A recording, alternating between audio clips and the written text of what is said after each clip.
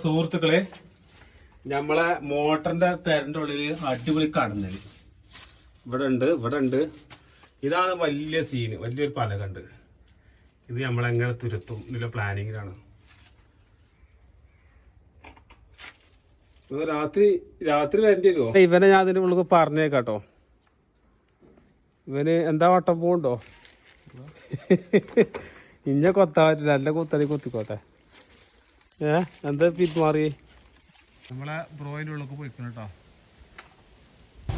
ഇങ്ങനെ പേടിക്കല്ലടാ, എടുക്ക്. എന്താ വട്ട നടക്കോ? അപ്പോ സുഹൃത്തുക്കളെ കൈ കണ്ടോ, കടന്നല് കൊത്തിരോ.